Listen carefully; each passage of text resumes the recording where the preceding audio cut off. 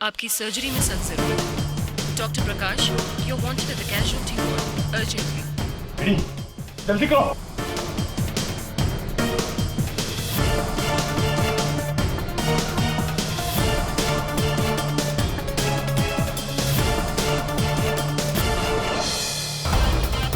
आज की ताजा खबर, केडी पाठक को गोली लग गई। आज की ताजा खबर, केडी पाठक को गोली लग गई। आज की ताजा खबर, केडी पाठक को गोली लग गई। नमस्कार, हम आपको ये न्यूज एक बार फिर से बताना चाहेंगे कि देश के मशहूर लॉयर मिस्टर केडी पाठक पर अज्ञात व्यक्ति द्वारा जानलेवा हमला हुआ है।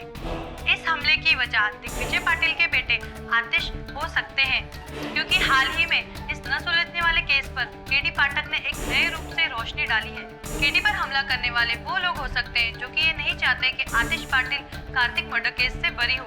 मिस्टर केडी पाठक का ऑपरेशन पिछले 5 घंटों से चल रहा है। उनकी हालत अभी भी नाजुक बताई जा रही है। डॉक्टर्स का कहना है कि अगले 24 घंटे तक कुछ भी कहना संभव नहीं होगा। केडी पाठक पर ताज़ा जानकारी के लिए हमारे साथ बने रहिए। नमस्कार।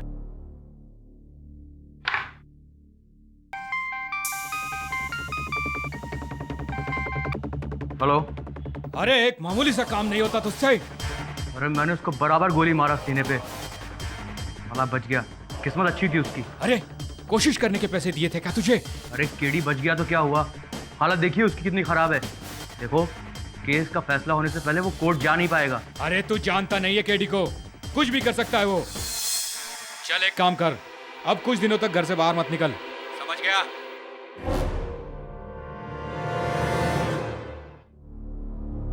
डॉक्टर प्रकाश, आपकी कैजुअल्टी वार्ड में सख्त जरूरत है।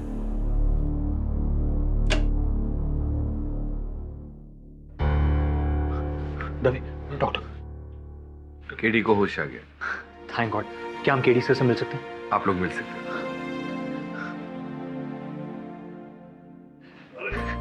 सर थैंक गॉड आप ठीक हैं। अरे रिलैक्स रिलैक्स वरुण, क्या कर रहा है? गोली लगी है, इमोशनल हो गया ये तुम्हें।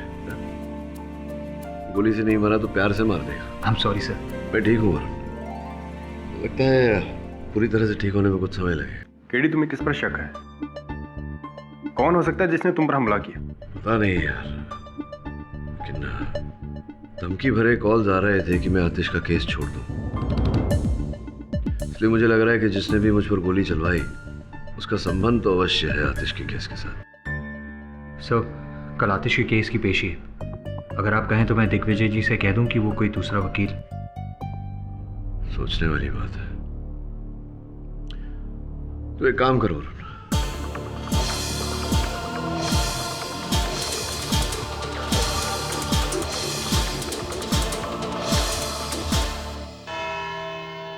मिस्टर आतिश, जब आप जानते हैं कि मिस्टर केडी अस्पताल में भर्ती हैं, तो आपने अपना केस लड़ने के लिए किसी दूसरे वकील को नियुक्त क्यों नहीं किया?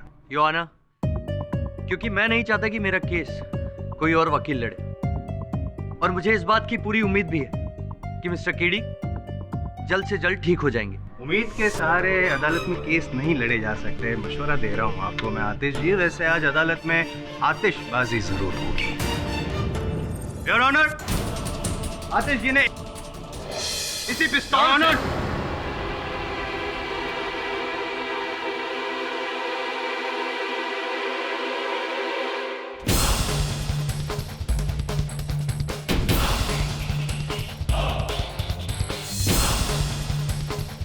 डॉक्टर सर कहना है कि केडी सर 1 हफ्ते बाद ठीक हो जाएंगे। इसीलिए केडी सर ने अपील की है कि इस केस की सुनवाई 1 हफ्ते बाद रखी जाए। I object your honour.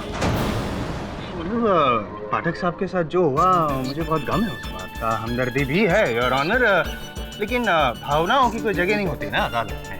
और वैसे भी ये जो केस है वो सुर्खियों में आया हुआ महत्वपूर्ण केस है। 1 हफ्ते तक डिले करना मुझे लगता नहीं सही होगा। क्या पता पाठक साहब 1 हफ्ते में ठीक ना हो, 2 हफ्ते भी लग जाएं और शायद योर ऑनर। मिस्टर जायसवाल, ये सच है कि इस केस की सुनवाई को 1 हफ्ते के लिए बढ़ाना मुश्किल है, पर हर मुल्जिम को एक मौका मिलना चाहिए अपनी सफाई पेश करने का। इसलिए मैं मुल्जिम मिस्टर आतिश को 1 दिन की मोहलत देता हूं अपने लिए कोई दूसरा वकील नियुक्त करने के लिए।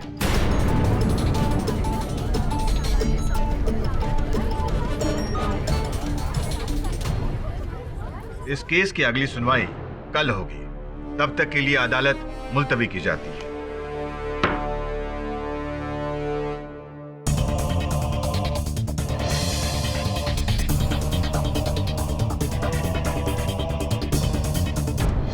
सर, कोर्ट ने साफ शब्दों में कहा है कि कल अदालत में आतिश पाटिल के केस पर सुनवाई होगी।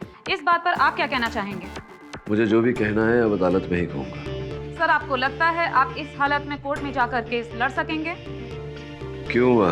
मेरी हालत बिल्कुल ठीक है, पूर्ण रूप से स्वस्थ हूँ मैं, और कल आतिश पाटिल को अदालत में बचाने के लिए मैं अवश्य उपस्थित रहूंगा।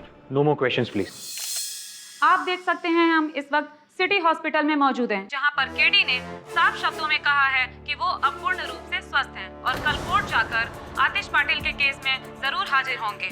इस खबर को सुनकर आतिश पाटिल और दिग्विजय पाटिल को जरूर राहत मिली होगी, पर हमलावर जरूर सदमे में होगा, क्योंकि एक बात तो तय है कि हमला करने वाला ये नहीं चाहता कि केडी आतिश का केस लड़े, जो कि अब कल केडी ही लड़ेगा। कैमरामैन नितिन के साथ अंजलि छाबड़िया, SK न्यूज़।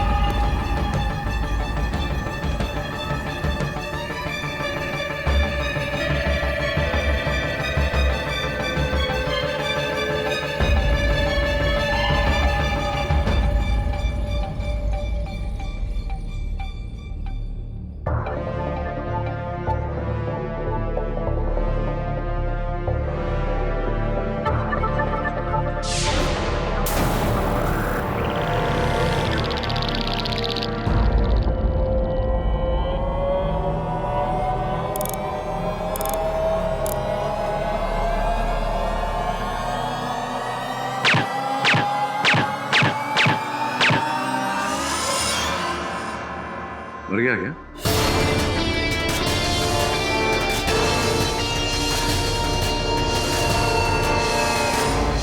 मुझे नहीं लगता इससे कोई लाभ होगा। जहां तक मेरा ज्ञान है, इस पिस्तौल में सिर्फ 6 ही गोलियां आती हैं। वो तो चला चुके ना।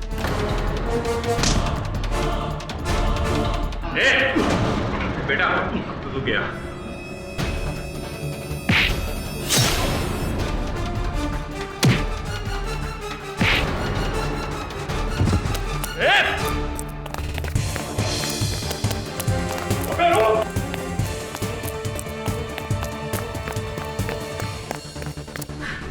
I'm okay.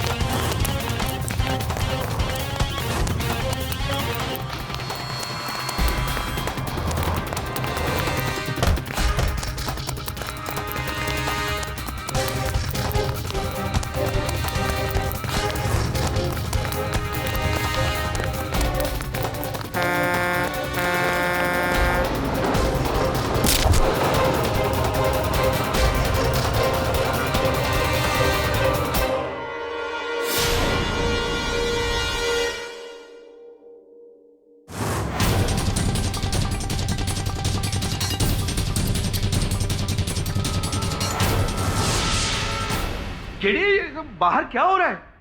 अरे गोलियां, गन, केडी तुम्हारा जख्म खुल गया है। केडी ये सब क्या है? What is happening here? एक शूटर केडी से को मारने आया था, गोलियां चलाकर भाग गया। शूटर आया था? अच्छा, इसलिए तुमने प्रेस में झूठा बयान दिया कि तुम अदालत जाकर केस लड़ने वाले हो, ताकि शूटर तुम पर हमला करे और पकड़ा जाए, राइट? नहीं कृष्णकांत, मैंने कोई झूठ नहीं बोला। मैं कल अदालत जाने वाला हूँ। केडी भूल जाओ वो सब। तुम्हें खतरे से बाहर आए हुए अभी 1 दिन भी पूरा नहीं हुआ है और तुम केस लड़ने की बात कर रहे हो? ठीक से 10 मिनट खड़े भी नहीं रह सकते।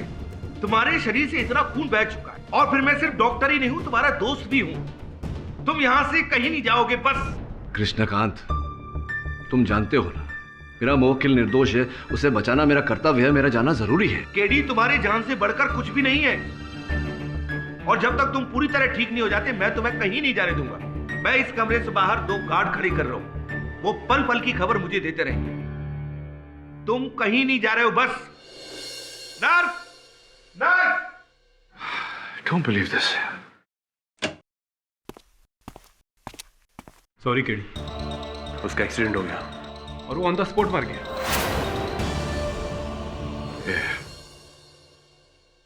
पता लगवा कौन था? कोई सुराग मिला उसकी बॉडी में से? हाँ, एक मोबाइल मिला है।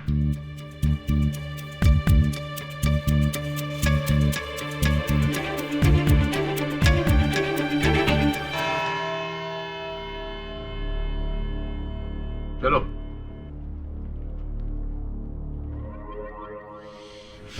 बार घड़ी देखने से समय ही बदलेगा नहीं, बुरा वक्त शुरू हो गया है आपका। क्या हुआ कि दूसरा वकील नियुक्त किया आपने या मैं मदद करूं? जयसवाल साहब, शायद आपने आज की न्यूज़ पढ़ी नहीं है। केडी साहब टाइम पे पहुंच जाएंगे, समझे? टाइम तो हो चुका। फाटक साहब कहाँ है? फाटक साहब नहीं आने वाले। ला भाई, केस पेपर दो मुझे। अरे दूसरी एक बात दिग्विजय जी, कल की न्यूज़ आप पढ़ लीजिएगा। आपके बेटे आतिश को फांसी की सजा।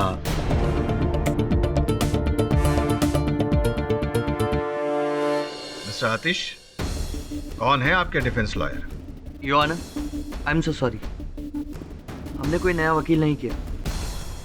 मिस्टर आतिश, कल आपको साफ शब्दों में कहा गया था कि अगर मिस्टर पाठक आपका केस नहीं लड़ रहे हैं तो आप अपने लिए किसी दूसरे वकील का इंतजाम कीजिए। मुझे पूरा भरोसा है सर, केडी आज जरूर आएंगे। Your honour, I am sorry, लेकिन मुझे लगता है आतिश जी ने इस अदालत को एक वेटिंग रूम बना के रखा है। इंतजार करते रहो केडी पाठक का, वक्त बर्बाद हो। मैं आग्रहपूर्वक आपसे गुजारिश करूंगा कि हमें और वेट नहीं करना चाहिए केडी पाठक का। अगर कोई दूसरा वकील है तो ठीक है, वरना योर ऑनर प्लीज आप नतीजा सुना दीजिए।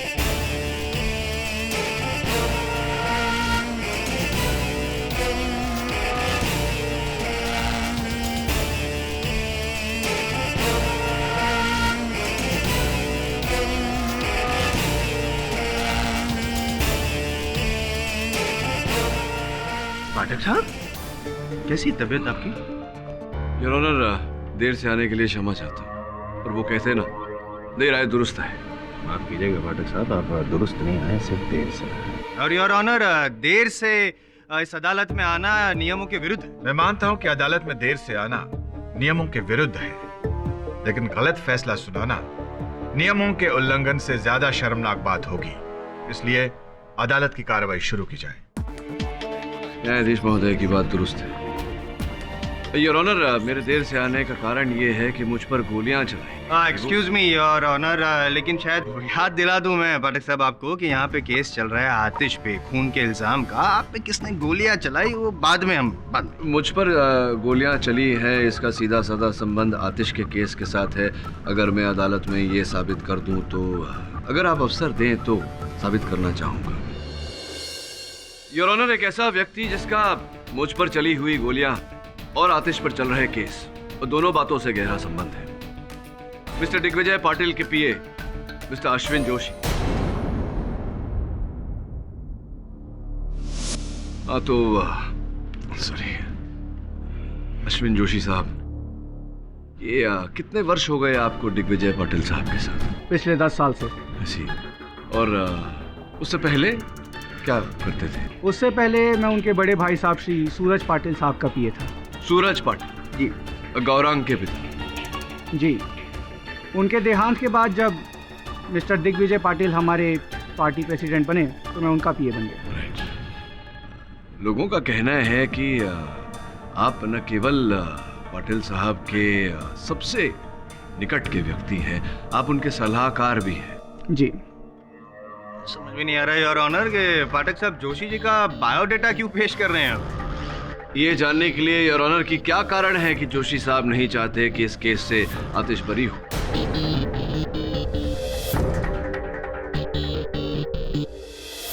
देखिए केडी साहब, ये गोलमोल बातें मेरी समझ में नहीं आती है। आपको जो भी कहना है पॉइंट टू पॉइंट बात कीजिए। चलिए पॉइंट टू पॉइंट बोलता हूँ। आप दद्दू बालम नामक किसी व्यक्ति को पहचानते हैं, जानते हैं? जी नहीं, पहली बार सुन रहा हूँ ये नाम। पहली बार आप ये नाम सुन रहे हैं? मैं बता दूं आपको कि दद्दू बालम वही व्यक्ति है जिसने मुझ पर जानलेवा हमला किया।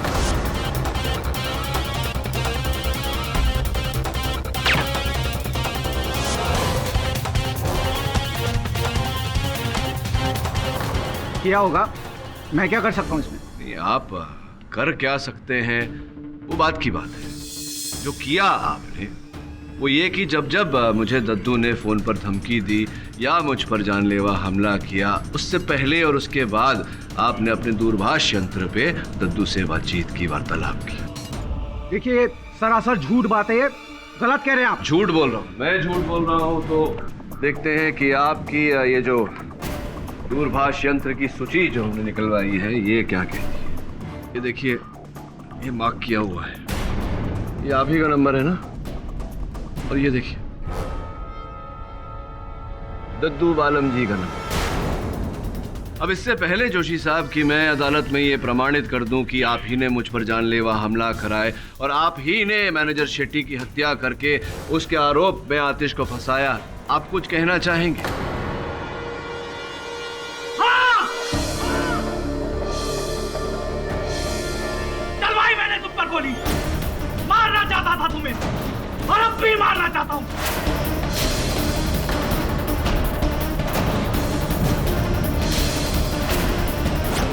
ये तो बताइए कि आपने बेचारे मैनेजर शेट्टी को क्यों मारा? उसे नहीं मारा मैंने। अच्छा, विचित्र बात है, मुझी से भूल हो गई लगता है। मैंने सोचा कि आप नहीं चाहते थे कि मैं प्रमाणित करूं अदालत में कि आपने मैनेजर शेट्टी की हत्या की, इसलिए आपने मुझे मारना चाहा। मारना तो चाहता हूं तुम्हें। क्यों? क्योंकि मैं नहीं चाहता कि तुम इस आतिश को निर्दोष साबित करो और वो इस केस से छूटे।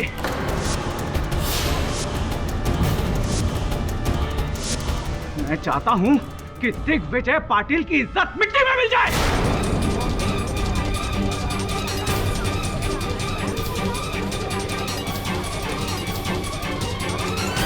धोखेबाज, अस्तिन के साथ छोड़ूंगा नहीं मैं तुझे।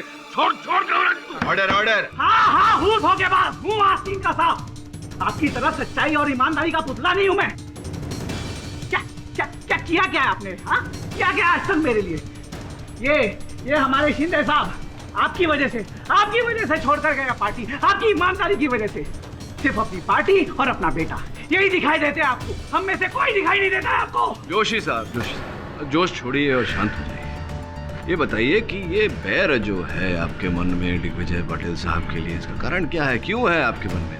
दुश्मनी कोई नहीं थी सर, कोई बैर नहीं था। 10 साल ईमानदारी से सेवा की इनकी। अपनी अकल से, अपनी सूझबूझ से इन्हें सलाह दी, जिसके बल पर आज ये मिनिस्टर बने।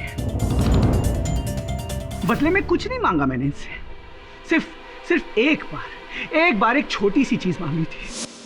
पाटिल साहब, एक बात करनी थी आपसे। बोलो जोशी। हो सकता है आपको थोड़ा अजीब लगे, आप ये सोचे कि ये जोशी क्या बोल रहा है। अरे बात करो तो सही, फिर सोचेंगे। पाटिल साहब, मैं अपने क्षेत्र से एमएलए का चुनाव लड़ना चाहता हूँ, तो अगर आप मुझे पार्टी का टिकट दिलवा दे तो। जोशी, मैंने कभी सोचा ही नहीं था कि तुम चुनाव लड़ने में दिलचस्पी रखते हो। अब तरक्की की मंशा तो हर किसी के मन में होती है पाटिल साहब, अगर ये मंशा मेरे मन में भी है तो इसमें बुरा क्या है? बात बुरे की नहीं है, हर इंसान अलग कार्य के लिए बना है। अगर तुम चुनाव जीत भी जाओगे लेकिन क्षेत्र को संभाल नहीं पाओगे। अरे पाटिल साहब, लेकिन एक मौका तो दीजिए मुझे। बात मौके की नहीं है, क्षेत्र की जरूरत की है।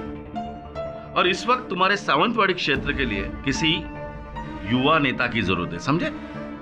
मैं ये टिकट तुम्हें नहीं दिला पाऊंगा।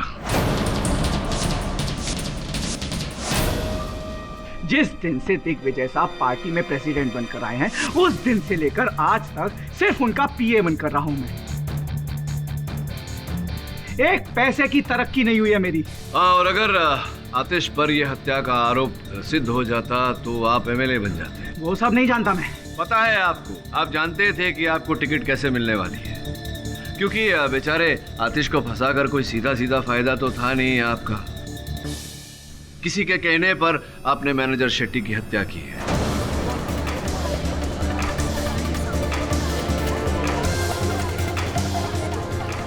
देखिए केडी साहब, मैं आपसे पहले भी कह चुका हूँ कि मैनेजर शेट्टी को मैं नहीं जानता, मैंने उसे नहीं मारा। आप ही ने की है। और ऑनर जोर जबरदस्ती की जा रही है यहाँ पे जोशी जी पे इकबाल जुर्म करवाने के लिए। I object. Objection overruled. Your honour, मैं कोई जबरदस्ती नहीं कर रहा, कोई दबाव नहीं डाल रहा। जोशी साहब के फोन की इस सूची से ये पता चलता है कि मैनेजर शेट्टी की हत्या के 15 मिनट पहले इन्होंने विरोधी दल के नेता महेश शिंदे साहब को फोन किया था। यह सीधा सीधा संकेत है योर ऑनर इस बात का कि मैनेजर शेट्टी की हत्या में जोशी और शिंदे दोनों का हाथ है।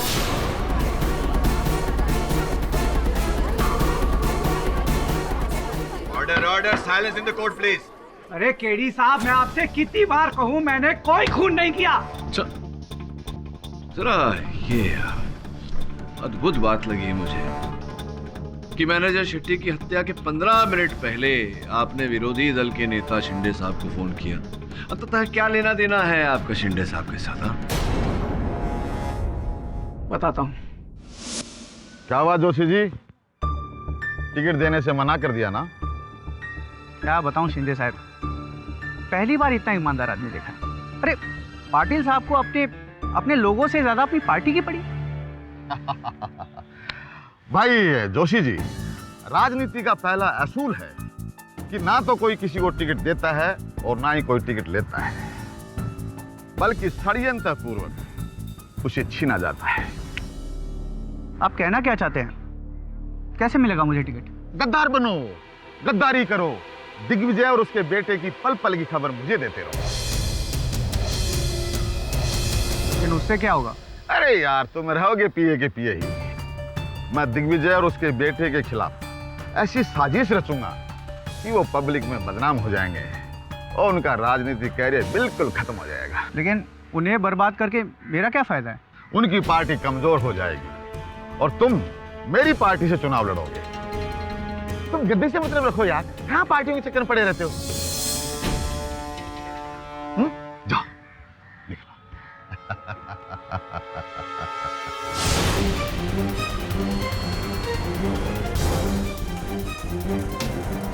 और बस उस दिन से मैं शिंदे साहब को आतिश और दिग्विजय साहब की पल पल की खबर देने लगा। और कत्ल वाली रात को भी मैंने शिंदे साहब को फोन किया था। आपने इन्हें फोन ये बताने के लिए किया था कि आतिश डैफोडिल्स क्लब जा रहा है। अरे केडी साहब, मैं आपसे कितनी बार कह चुका हूँ कि इस मर्डर में मेरा कोई इन्वॉल्वमेंट नहीं है। ये मर्डर अगर किसी ने किया है तो शिंदे साहब ने किया है। ए जोशी, अपनी औकात में रह के बात कर। आप इनकी बात मत सुनिए सर, आप जानते नहीं है कितने खतरनाक आदमी है। आप पर ये जो गोली चलवाई गई है ना, उस आदमी का नंबर भी इन्होंने दिया था मुझे। जोशी चुप! और ये सब मुझे फंसाने की साजिश है। मैं भला किसी का मर्डर क्यों करूंगा? Order order, silence please.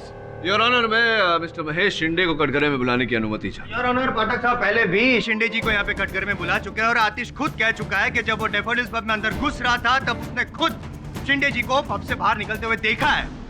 Your honour, नए साक्ष्य की रोशनी में प्रश्न भी नए। Objection overruled. शिंदे साहब, ऐसा कहा जाता है कि आप दिग्विजय पाटिल साहब के बड़े भाई सूरज पाटिल साहब के बहुत करीब थे, बहुत चहीते थे उनके। जी हाँ, वो मेरे राजनीतिक गुरु थे। जब दिग्विजय पाटिल साहब दल के प्रधान बने तो दल छोड़ क्यों दिया आपने? क्योंकि मैं इनके विचारों से खुश नहीं था। विचारों से खुश नहीं थे या इनकी ईमानदारी से खुश नहीं थे? क्या ये सत्य नहीं है कि जब इन्हें पता चला कि जनता में आपकी छवि मैली है तो इन्होंने आपको टिकट देने से इनकार कर दिया? यही कारण था कि आपने इनके साथ दुश्मनी कर ली। एक्सक्यूज मी पाठक साहब, क्यों पाठक साहब आवेश में आके किए गए एक साधारण मर्डर को आप कोई भी हत्या साधारण नहीं होती मिस्टर जायसवाल, विशेषकर मैनेजर शेट्टी की हत्या योर ऑनर, क्योंकि इस हत्या से आतिश पाटिल और दिग्विजय पाटिल का नाम मट्टी पलित हो जाता और इसका सबसे अधिक लाभ शिंदे साहब। मान लीजिए कि अगर ये बात सही भी है तो क्या ये काफी नहीं है साबित करने के लिए शिंदे जी ने आतिश को फंसाया है? अगर मैं ये साबित कर दूं कि शिंदे साहब का कथन कि ये डैफोडिल्स पब से हत्या के आधे घंटे पहले निकल गए थे ये वाक्य झूठ है तो क्या कहेंगे? मैं ये कहूंगा कि आप ही से सीखा है पाठक साहब कि बोलो मत, करो। करूं? चलिए बताइए कि जब आपने प्रस्थान किया डैफोडिल्स पब से तो किस प्रकार अपने वाहन में गए थे आप, अपनी ही गाड़ी में? क्या मतलब? नहीं, मतलब ये है कि होता है कभी कभी कुछ खराबी आ जाती है गाड़ी में तो व्यक्ति टैक्सी, रिक्शा, बस, पैदल, साइकिल आदि ऐसा कोई और वाहन का प्रयोग करता है, उपयोग करता है। आप कैसे गए थे? अब ऐसा कुछ नहीं है, मैं अपनी कार से गया था। तो फिर ऐसा कैसे हुआ शिंदे साहब कि आपकी गाड़ी हत्या के आधे घंटे बाद तक डैफोडिल्स पब के पार्किंग लॉट में ही खड़ी थी?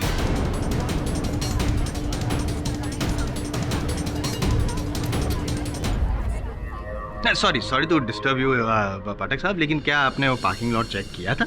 नहीं मिस्टर जायसवाल, मैंने पार्किंग लॉट चेक नहीं किया क्योंकि उस समय मैं डैफोडिल्स पब में उपस्थित नहीं था जिस समय हत्या हुई। किंतु मैंने उस पार्किंग लॉट का रजिस्टर सूची चेक की जिसमें वाहन के आने और जाने का समय दर्ज किया जाता है और उस रजिस्टर के अनुसार शिंदे साहब की गाड़ी हत्या के आधे घंटे बाद पार्किंग लॉट से निकली। तो बताइए शिंदे साहब, आपके कथन के अनुसार आप हत्या के आधे घंटे पहले ही वहां से निकल गए थे, तो हत्या के आधे घंटे बाद तक आपकी गाड़ी पार्किंग लॉट में क्या कर रही थी? अब याद आया नेताजी बताइए। जज साहब, एक्चुअली मैं मेरी कार में बैठने जा ही रहा था कि मेरे पार्टी का एक कार्यकर्ता मिस्टर मजूमदार वहाँ मेरे पास आ गए और वो मुझे पार्टी के सिलसिले में कुछ बातें करने लग गया। हम वहीं जो कार पार्किंग है वहीं पे खड़े होकर के 1 घंटे तक बातचीत करते रहे। इतने बड़े मंत्री होकर पार्किंग लॉट में अपने कार्यकर्ता से बातचीत करते रहे? पार्टी का मामला, पार्टी का मामला जी। मुझे क्यों ऐसा लग रहा है कि आप कहानी बुन रहे हैं? जी, ये कहानी नहीं है। आप चाहें तो मैं मजूमदार को यहाँ अदालत में बुला सकता हूँ जो ये बयान दे सकता है कि मैं उनके साथ 1 घंटे तक वहाँ चर्चा कर रहा था। सॉरी एक और बार डिस्टर्ब कर रहा हूँ, सॉरी। और मानना पड़ेगा कि आप काफ़ी पैतरे आजमा रहे हैं। इस ऐसी तबीयत के बावजूद भी काफ़ी मेहनत कर रहे हैं, लेकिन साबित नहीं कर पाए सर आप कि आतिश के अलावा किसी और ने खून किया है। मुझे लगता है योर ऑनर, अदालत का वक्त बर्बाद किया जा रहा है। मैं रिक्वेस्ट करूँगा कि आप फैसला सुना दीजिए। मिस्टर पाठक, कोई और सबूत पेश कीजिए। आपके सबूतों से यह साबित नहीं हो पा रहा है कि खूनी आतिश नहीं कोई और है। अगर आपके पास सबूत हैं तो ठीक, वरना यह अदालत अपना फैसला सुनाएगी।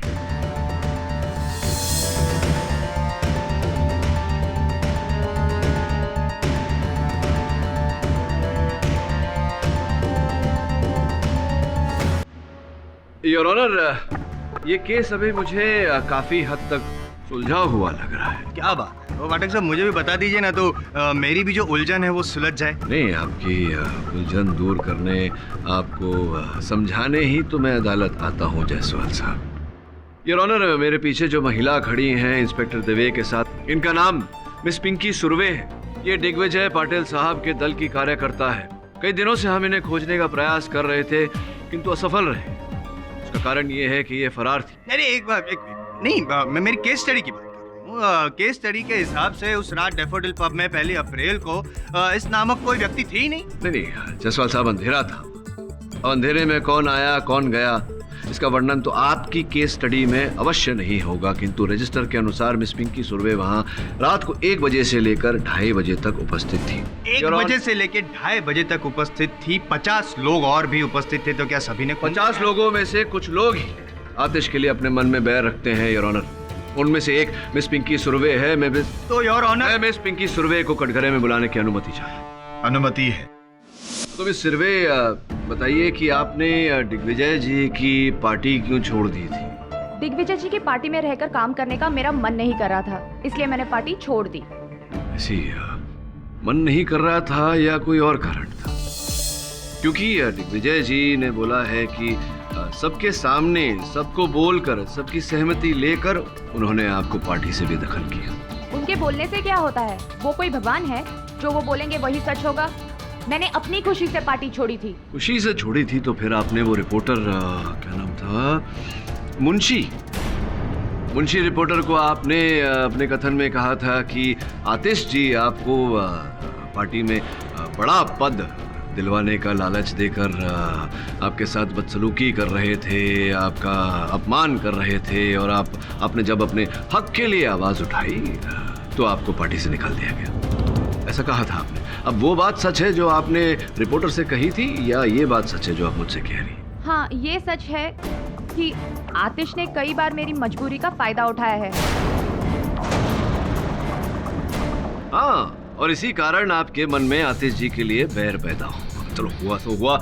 ये बताइए कि आपने मैनेजर शेट्टी की हत्या करने की योजना कैसे रची? रची तो रची, लेकिन हत्या के बाद आप फरार हो गई, शहर से ओझल हो गई, लापता हो गई।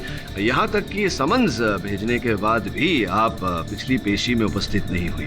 चलिए, नहीं हुई तो नहीं हुई। ये बता दीजिए कि डैफोडिल्स पब से जुड़ा हुआ जो होटल है, वहाँ आप दाखिल हो गई, प्रवेश कर लिया आपने, लेकिन कहीं आपके नाम की कोई नोंद नहीं हुई, जिक्र नहीं हुआ, आपको किसी ने देखा नहीं। ये कैसे संभव हो गया? मुझे क्या पता कि किसी ने मुझे वहाँ क्यों और कैसे नहीं देखा। मैं बताऊं? देखिए, आपने पहले ये योजना रची।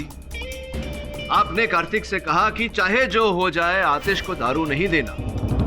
आप जानती थी कि आतिश अपने साथ अपना रिवॉल्वर रखता है। आप जानती थी कि जैसे ही कार्तिक शराब देने से मना करेगा, आतिश अपने रिवॉल्वर का उपयोग करेगा। आप जानती थी कि ऐसा होगा। आपने किसी और व्यक्ति को नियुक्त किया था जो उसी समय बिजली काटने वाला था, वहां अंधेरा करने वाला था, और जैसे ही वहां अंधेरा हुआ आप घुसी और आपने आतिश के रिवॉल्वर द्वारा मैनेजर शेट्टी पर गोली चलाकर उसकी हत्या की।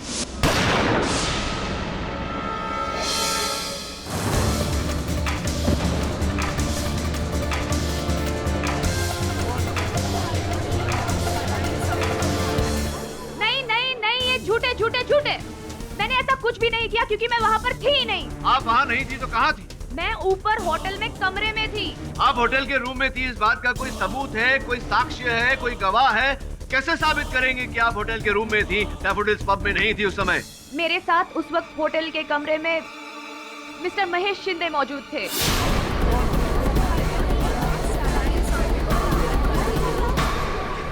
साहब, ये झूठ बोल रही है, मुझे फंसाने की कोशिश कर रही है लड़की। माँ कसम, मैं वहां नहीं था।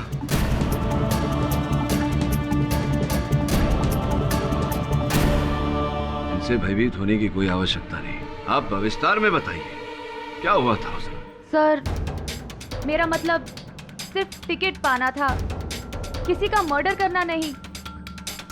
मैं जानता हूँ मिस सुर्वे कि आप किसी की हत्या करने का उद्देश्य नहीं था आपका।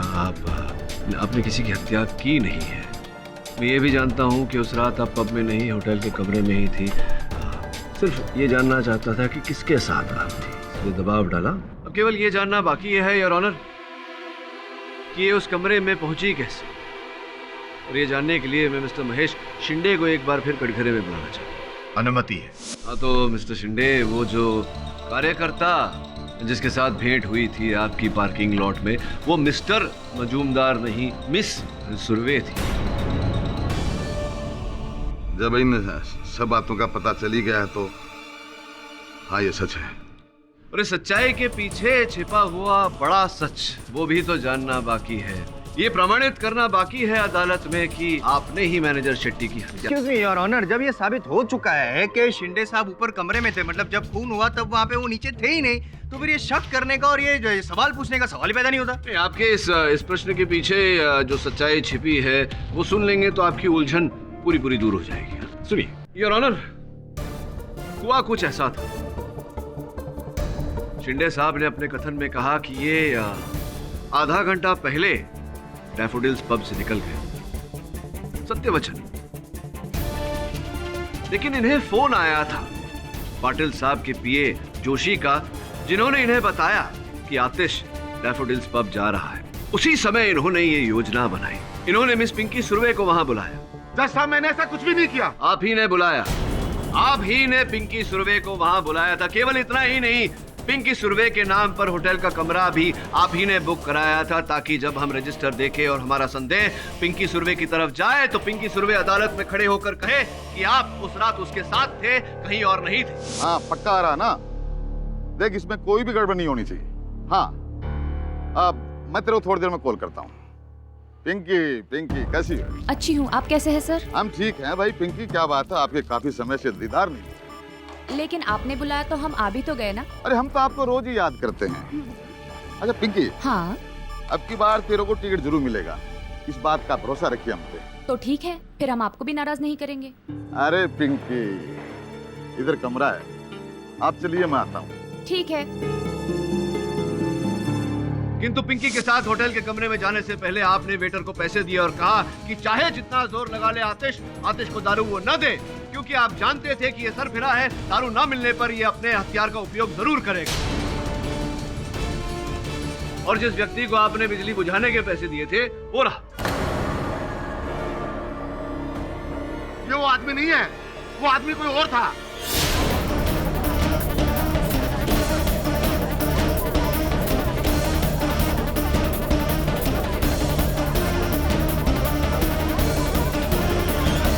मतलब आपने पैसे दिए थे किसी व्यक्ति को बिजली काटने के लिए। इसका अर्थ ये होता है शिंदे साहब की षड्यंत्र आपका रचा हुआ है, मैनेजर शेट्टी की हत्या आप ही ने की है। मैंने शेट्टी को नहीं मारा, लेकिन मैं जानता हूं कि शेट्टी को किसने मारा है। किसने की है बताइए।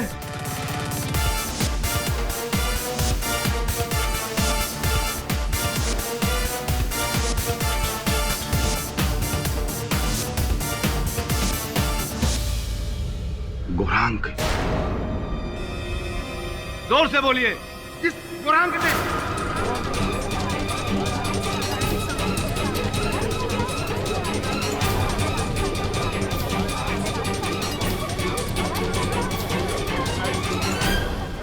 ये भी बता दीजिए कि आपको कैसे पता कि हत्या गौरांग ने की। मैं जब पिंकी के साथ होटल के कमरे में था तो मैंने शोर शराबा सुना, गुस्से की आवाजें सुनी, तो मैं कमरे से निकल करके नीचे चला गया। नीचे जाकर के मैंने देखा कि आतिश ने किसी को मार दिया है, किसी का खून कर दिया है। अब उसके बाद जब मैं वापस मेरे होटल के कमरे में आने लगा तो। हेलो दिवाकर, गौरांग बोल रहा हूँ। सुनो, तुम और तुम्हारे साथी रिपोर्टर्स जल्दी से डैफोडिल्स पब पहुंच जाओ। अरे कोई छोटी मोटी खबर नहीं दे रहा हूँ यार, यहाँ के मैनेजर का मर्डर हुआ है और मर्डर करने वाला कोई और नहीं, दिग्विजय पाटिल का बेटा आतिश पाटिल। ये खबर हर जगह हाईलाइट होनी चाहिए और हमेशा की तरह मेरा नाम आगे नहीं आना, समझे? जल्दी से आ जाओ। हाँ शंकर, बहुत अच्छा काम किया तुमने, एकदम सही टाइम पे लाइट ऑफ। चलो, और सुनो, किसी को पता नहीं चलना चाहिए कि मैनेजर का मर्डर मैंने किया। नहीं पता पड़ेगा साहब। चलो अब गायब हो जाओ, दिखना मत। Come on. गौरांग, मुझे अभी पता चला कि आतिश ने पब में किसी का खून कर दिया है, लेकिन वो खून तूने किया है ये पता ना था। और ये बात अब तुम सबको बता दोगे? अरे ना रे ना, मुझे क्या पागल कुत्ते ने काटा है? तुम्हें फंसाने से मुझे क्या फायदा? हाँ, आतिश को फंसाने से मुझे बहुत ज्यादा फायदा होगा। मंत्री जी, रूम बुक करके आप यहाँ क्या कर रहे हैं? ओहो, टिकट बांटी जा रही है यहाँ पर? हाँ, तुम कमरे पर चलो, मैं भी आता हूँ। भाई ये तो नहले पे दहला हो गया। तुम हमारे राजदार और हम तुम्हारे। मैं चलता हूँ, इंतजार कर रही है।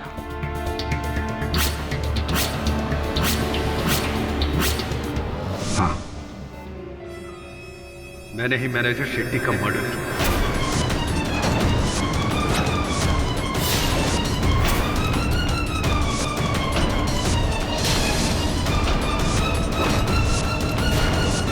अगर मेरा बस चलता तो दिग्विजय पाटिल और आतिश को भी खत्म कर देता।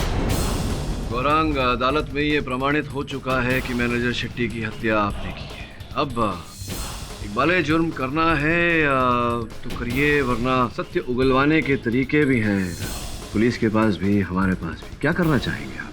आतिश को फंसाने का प्लान मैंने पहले से ही तय किया हुआ था, इसीलिए मैं उसे डैफोडिल पब में लेके गया।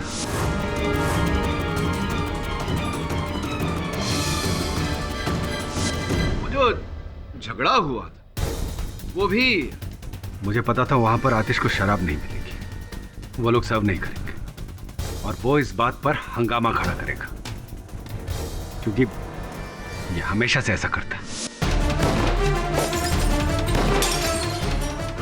रुकिए प्लीज, ऐसा मत कीजिए प्लीज। प्रॉब्लम क्या मुझे बताइए प्लीज, प्लीज गन अंदर रखिए प्लीज, प्लीज शांत हो जाइए।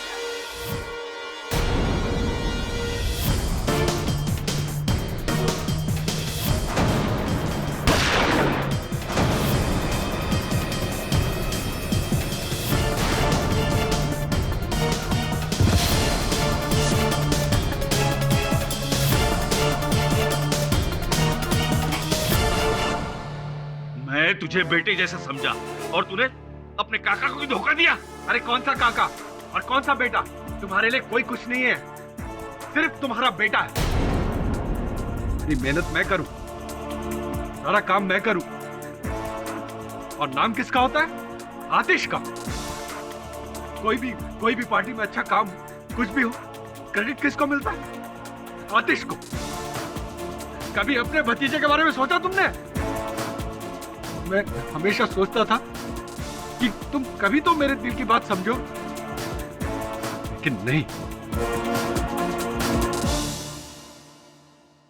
गौरांग भैया, आप एक बार मुझे अपने दिल की बात बोलकर तो देखते। बस यही प्रॉब्लम है तुम लोगों का। राजा समझते हो अपने आप को।